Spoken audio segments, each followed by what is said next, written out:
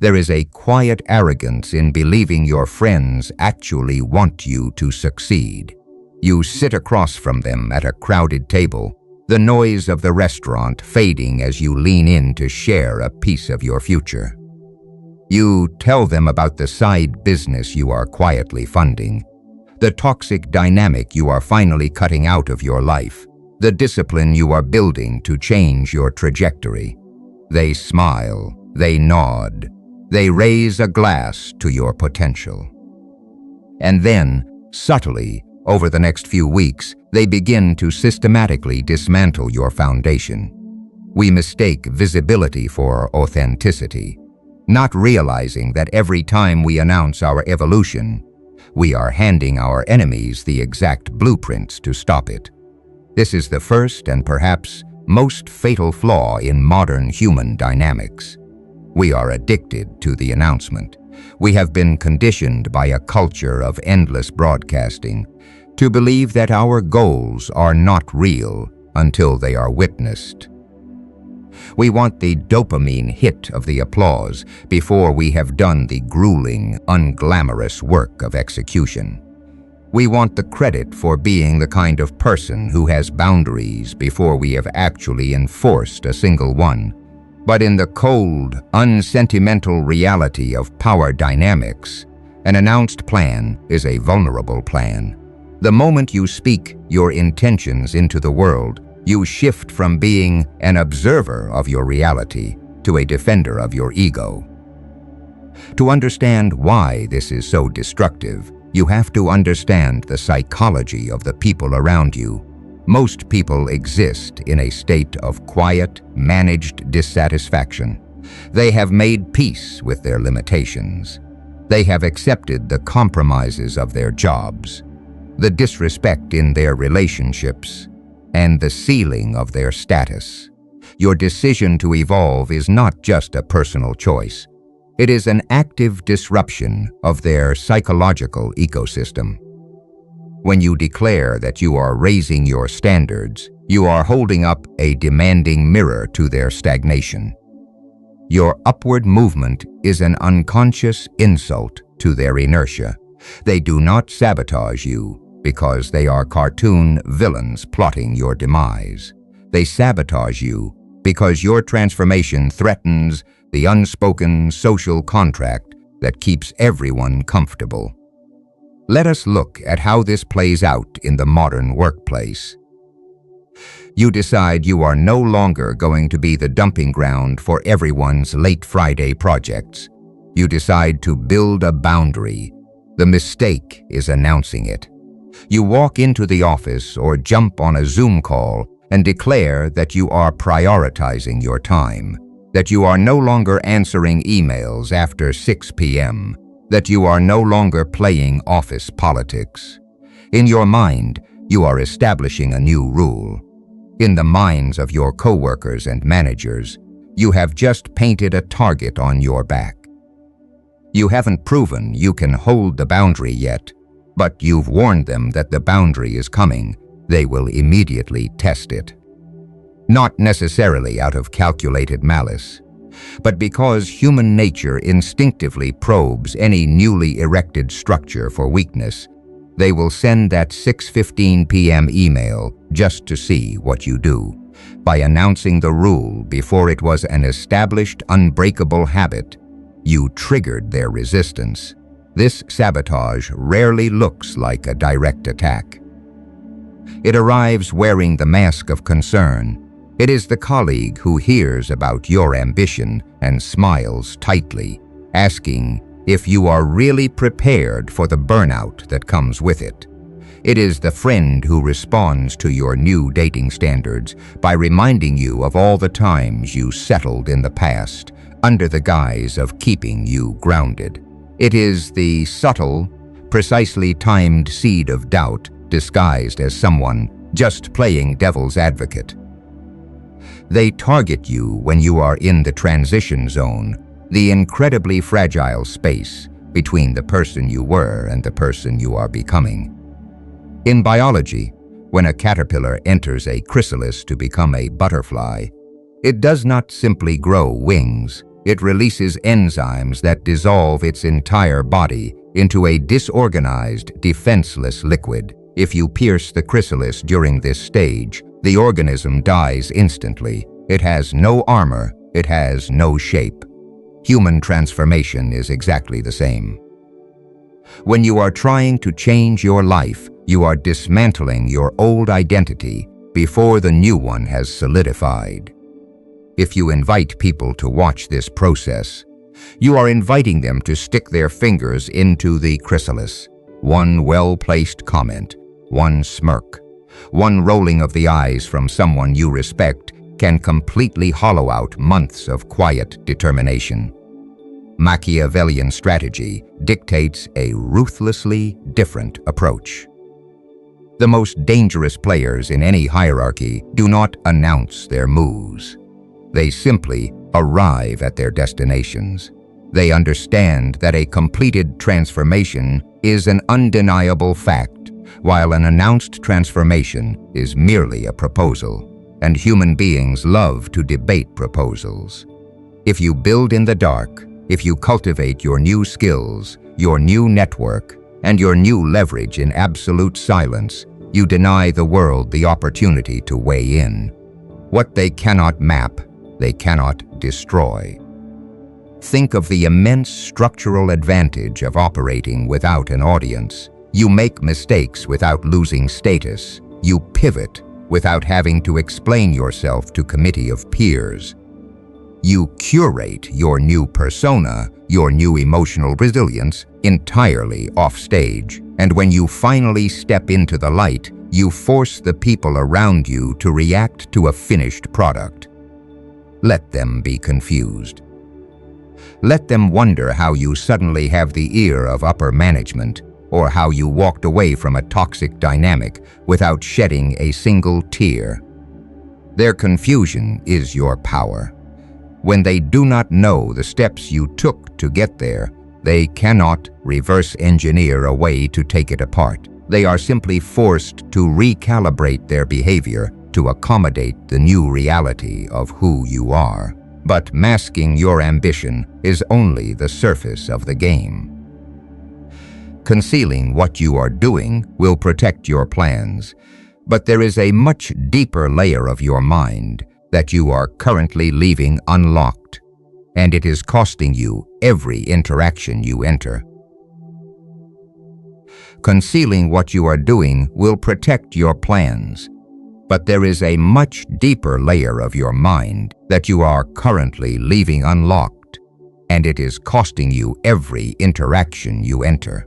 You are freely distributing the algorithm of your own perception. In the pursuit of connection or dominance, you likely commit the cardinal sin of interpersonal strategy. You tell people exactly how you read them. You explain your psychological filters. You announce your criteria for judging character. You treat the mechanics of your own intuition like casual conversation, completely unaware that you are handing over the master keys to your psychological vault. Consider the early stages of modern dating or the pervasive culture of dating apps, where people literally list their boundaries and red flags in their public biographies. You sit across from someone, and in an attempt to project high value and self-respect, you lay out your analytical framework. You say things like, "I can always tell when someone is insecure because they talk too much about their ex," or "My biggest pet peeve is when someone avoids direct eye contact." You might proudly declare that you are immune to love bombing, or that you immediately lose respect for people who use passive-aggressive humor to deflect accountability. This feels like establishing dominance. It feels like setting an unbreakable standard. In reality, it is a catastrophic surrender of intelligence. You have just given a stranger the precise instruction manual on how to successfully deceive you. If you are sitting across from a manipulator, a narcissist, or simply someone who wants to extract value from you for their own gratification, They are listening to your proclaimed red flags, not as warnings, but as a checklist of behaviors to suppress. They will maintain unblinking, steady eye contact. They will never mention their past relationships. They will carefully edit out any passive-aggressive jokes from their repertoire and replace them with faux sincerity. They will not do this because you have changed their fundamental nature, but because you have shown them exactly what triggers your internal alarms. You have trained them on how to bypass your security system. They construct a bespoke mask calibrated perfectly to the blind spots you just announced. And because they are feeding you the exact signals you publicly demanded, your brain rewards you with a false sense of safety. You look at them and think your intuition was right, when in fact, your intuition has been successfully hijacked. This exact dynamic plays out with lethal efficiency in the modern workplace, often disguised as healthy communication. Imagine you have a boss who operates through subtle manipulation, shifting blame, and corporate politics. During a one-on-one meeting, you decide to be transparent about your working style. You tell them, "I respond really well to brutal honesty and direct feedback, but I completely shut down if I feel like I'm being micromanaged or kept out of the loop." You think you are setting a professional boundary and fostering a healthy dynamic. You are actually giving a predator a map of your nervous system. Your boss now knows that overt micromanagement is the one tactic that will cause you to revolt. So, they pivot. They will stop standing over your shoulder, and instead, they will isolate you through strategic neglect, slowly starving you of resources while praising your autonomy. Alternatively, they will weaponize the brutal honesty you claimed to love, using it as a blunt instrument to crush your confidence under the guise of simply giving you what you asked for. They use a different weapon because you told them exactly which weapon your armor is designed to deflect. When you reveal the framework by which you judge human behavior, people stop behaving naturally around you. They begin performing. And a person who is performing specifically for your pattern recognition is almost impossible to read accurately. Every micro-expression, every word choice, every action they take in your presence has been pre-screened to ensure it passes the test you gave them the answers to. You lose the ability to see them as they actually are because they are constantly reflecting back the curated image you told them you wanted to see. The tragedy is that you did this to yourself under the delusion that being an open book is a sign of strength. The highest level operators in any competitive environment do the exact opposite. They are impenetrable mirrors. They never reveal what they notice. They never announce their tells. A strategist understands that human beings leak their true intentions constantly, but only when they feel unobserved or unjudged. When someone lies to a strategist, the strategist does not interrupt to point out the lie. They do not demand the truth. Instead, they quietly catalog the fact that this person is a liar, and they study the specific technique the liar uses to deceive. They want the people around them to be as comfortable, as sloppy, and as authentically flawed as possible. If someone wants to show their true colors, a Machiavellian player creates a safe, silent space for them to do so. They let the manipulator manipulate. They let the narcissist monologue. They let the passive-aggressive coworker make the joke. They just watch, absorbing the data without ever confirming receipt.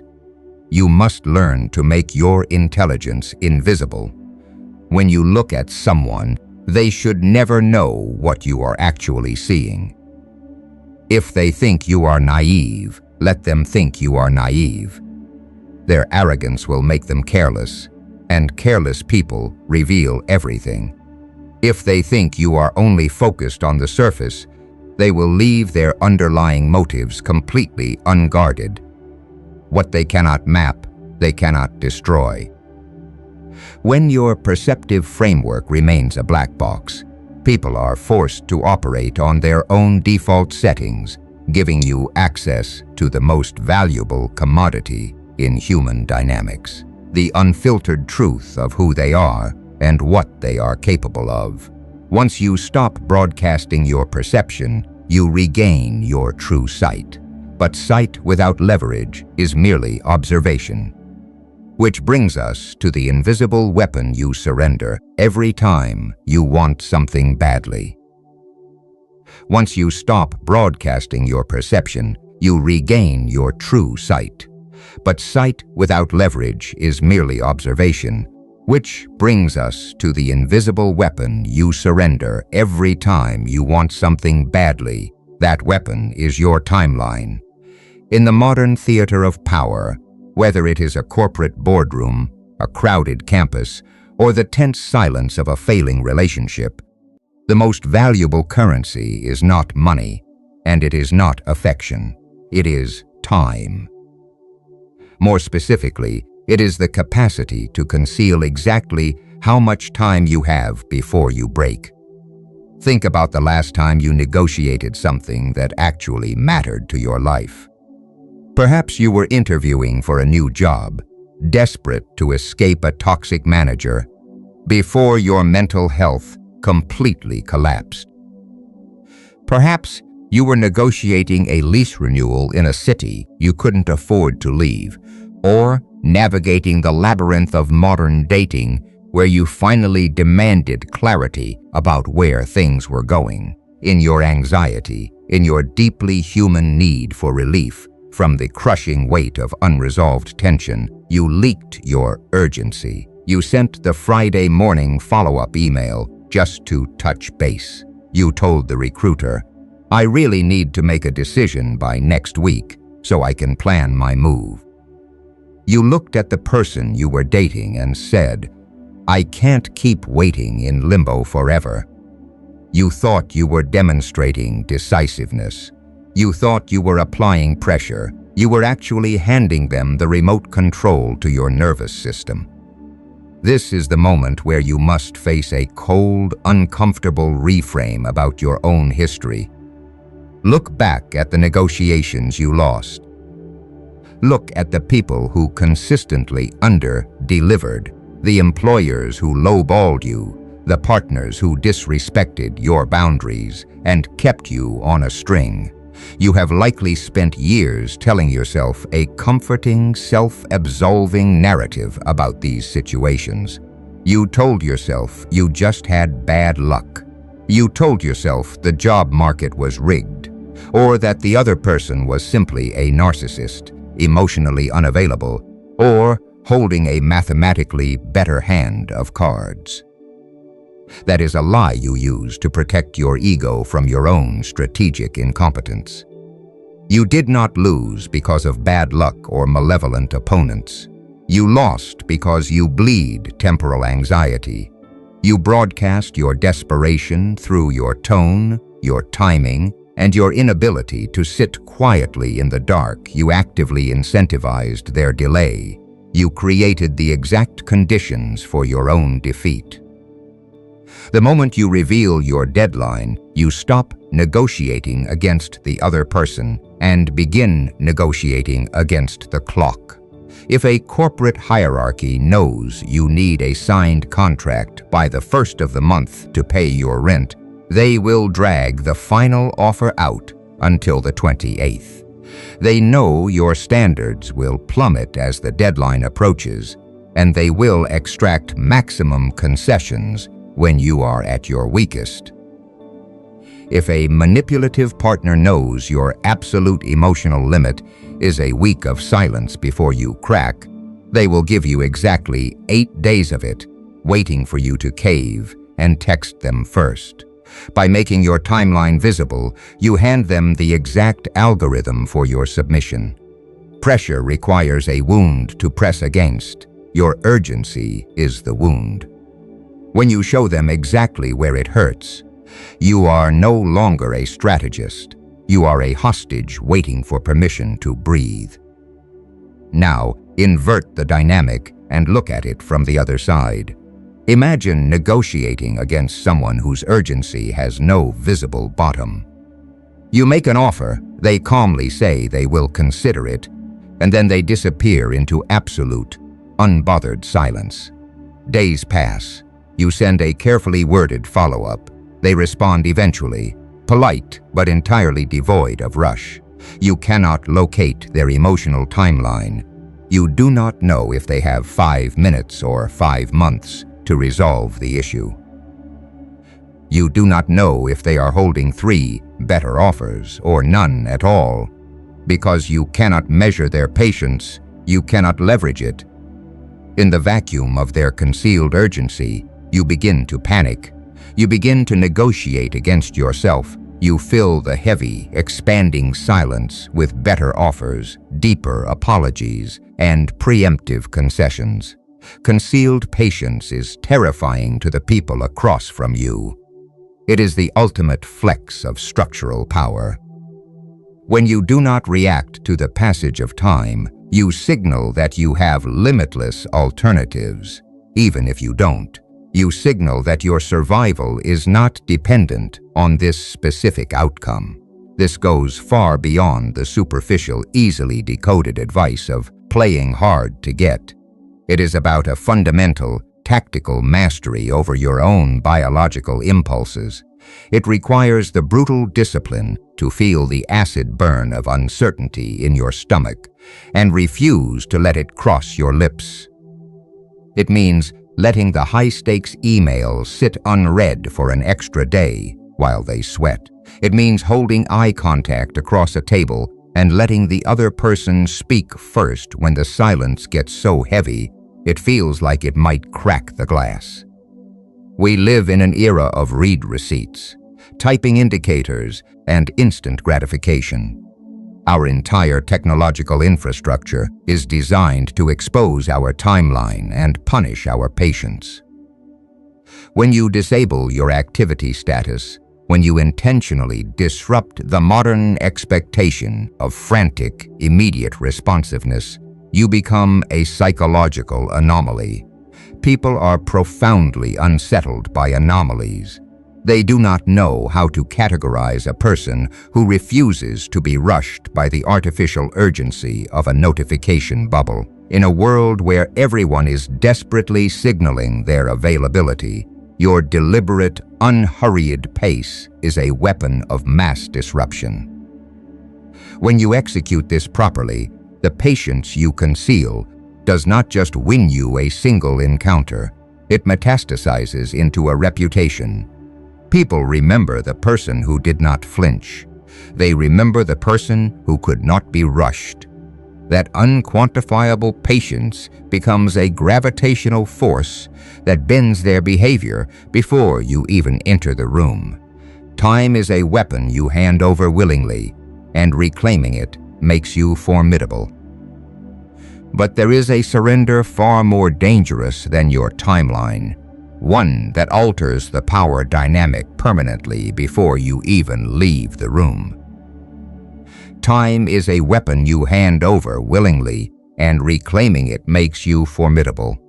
But there is a surrender far more dangerous than your timeline, one that alters the power dynamic permanently before you even leave the room. It is the compulsion to announce your breaking point before you formally leave anything: a toxic corporate hierarchy, a one-sided relationship, an exhausted friendship, or a failing negotiation. There is a gap. This gap is the silent period of time between the exact moment you privately decide you are done and the moment you actually walk out the door. For the strategist, this gap is the most strategically valuable space you will ever inhabit. But for the average person, this gap feels like a betrayal of authenticity, an uncomfortable dissonance they must immediately destroy by opening their mouth. We are conditioned to believe that we owe systems and people a warning before we sever our investment. We feel the urge to drop hints. We schedule the ominous "we need to talk" meeting to air our grievances one last time. We deliver dramatic final ultimatums, demanding that the other party change, or else we will leave. We tell ourselves we are being communicative and fair, offering them a chance to fix the unfixable. What you are actually doing is permanently surrendering your sovereignty over the narrative. When you tell someone you are considering an exit before you have finished building your new foundation elsewhere, you give them the greatest gift a competitor could ask for: advance notice. Consider the modern workplace, a masterclass in subtle psychological warfare. You are exhausted by the micromanagement and the lack of upward mobility. You have mentally decided to start interviewing elsewhere, but you make the mistake of venting your frustrations to a trusted colleague. Or you drop a cynical hint in a meeting that you won't be around forever. You think you are projecting power and independence. In reality, you have just triggered the corporate immune system. The moment management senses your mental departure, they do not suddenly respect you more. They begin the quiet, systematic work of pre-discrediting you. They slowly remove you from high-visibility projects. They begin heavily documenting your minor mistakes. They build a counter-narrative behind closed doors, so that when you finally hand in your resignation, the story is not that the company failed to retain top talent. The story is that you were struggling, uninvested, and essentially pushed out. They steal your exit and wear it as their own victory. This dynamic is even more visceral in personal relationships.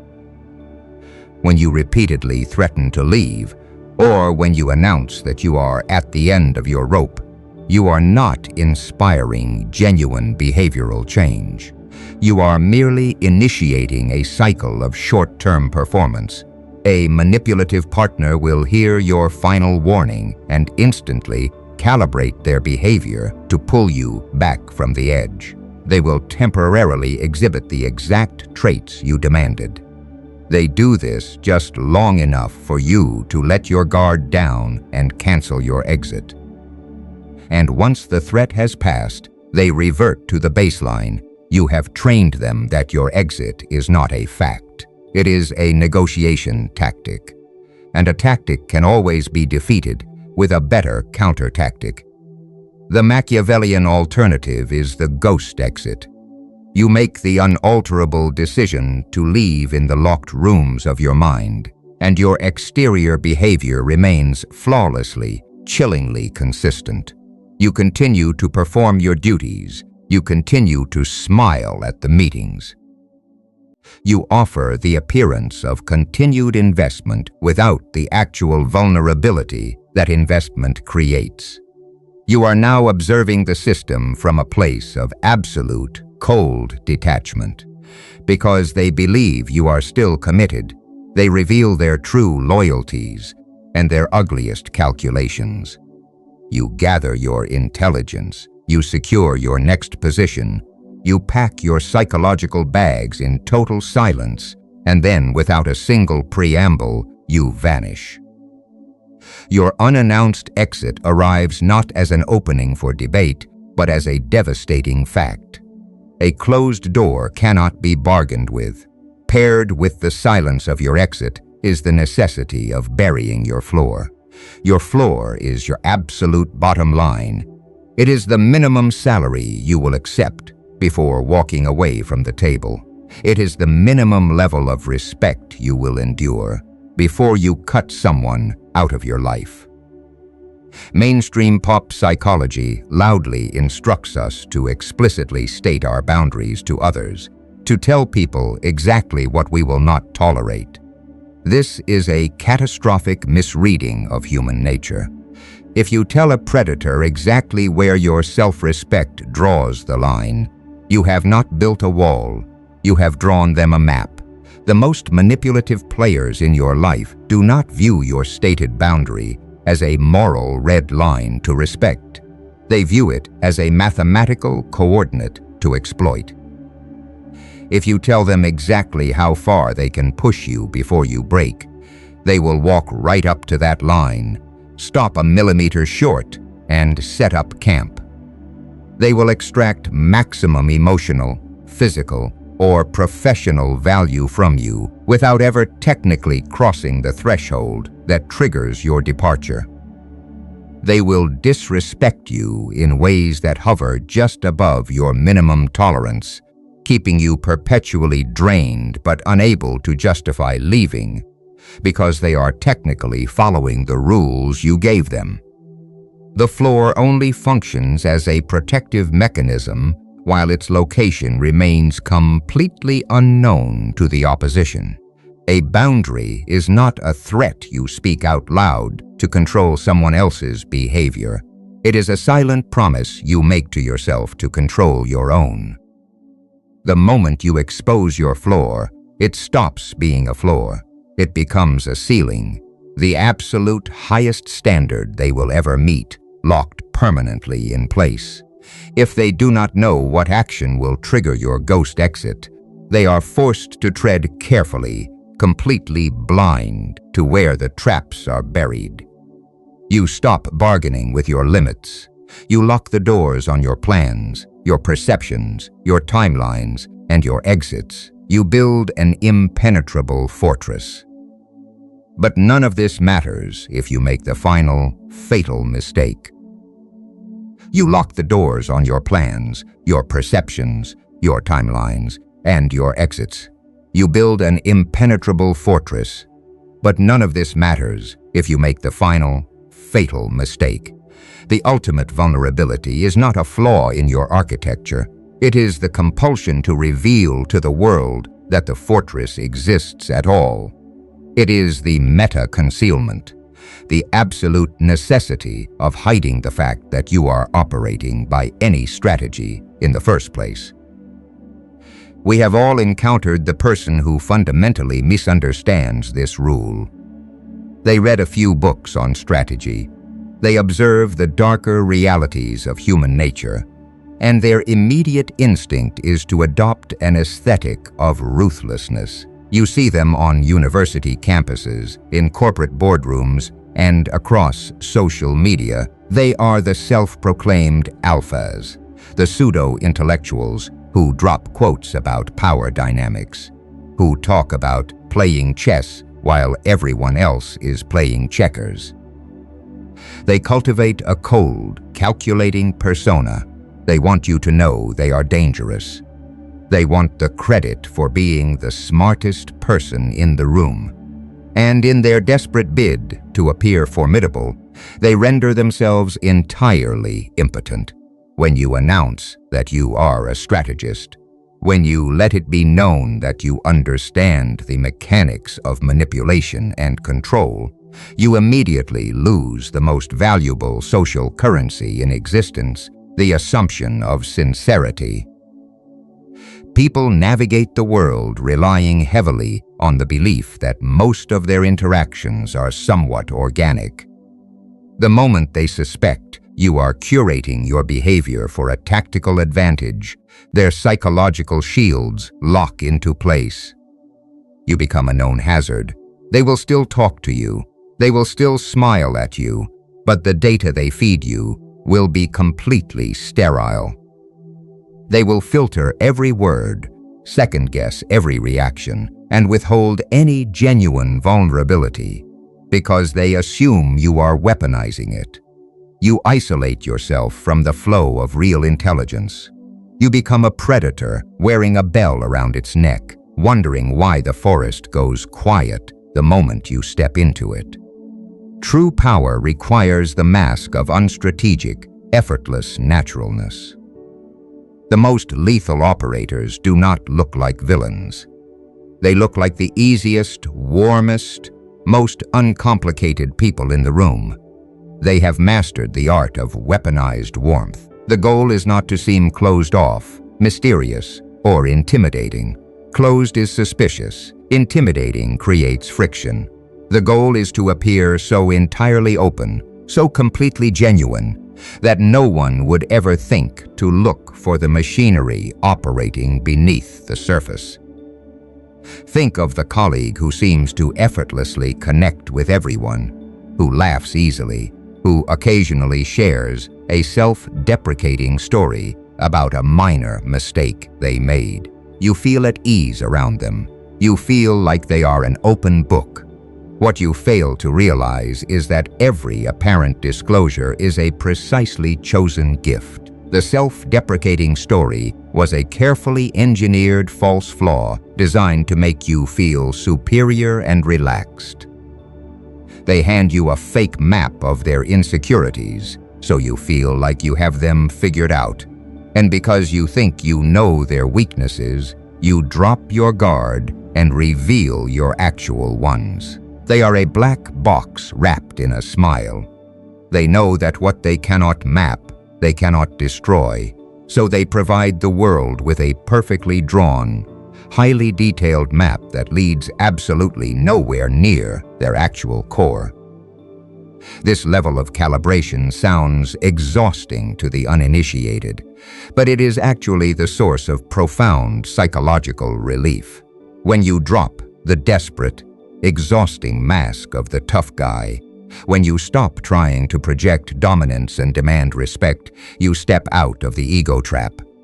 Dominance displays are for the weak. They are loud, energy-intensive, and constantly challenged. The invisible player feels no need to defend a perimeter because they never let anyone know the perimeter exists. You find a quiet, cold confidence in knowing exactly what is happening in the room while letting everyone else believe they are in charge. You allow people to underestimate you. You actively invite it. Being underestimated is the greatest tactical advantage you can possess because it means you are completely unmonitored. The rules of this game are unforgiving, but they are undeniably real. When you conceal your transformation, you protect your future from sabotage. When you mask your perception, you force manipulators to operate blind. When you hide your urgency, you neutralize the leverage of time. When you bury your exits and your limits, you stop bargaining with your own self-respect. And when you wrap all of this in the seamless camouflage of human warmth, you become structurally untouchable. Tomorrow, you will walk back into the noise of your life. Do not act cold. Do not act distant. Smile at the people who underestimate you. Listen to the co-workers who try to subtly undermine you. Let the manipulators talk until they hang themselves with their own words. Absorb the intelligence, offer nothing of substance in return, and let them remain comfortably asleep to who you actually are. In a world completely addicted to the noise of self-promotion and emotional exposure, your silence is not a void. It is a weapon. The algorithm of modern society is designed to keep you predictable, loud, and easily categorized. If you refuse to be played, if you are ready to join the quiet fraction of people who see the board for what it is, subscribe. We will continue to dissect the unspoken rules they hope you never learn. Until then, stay unmapped.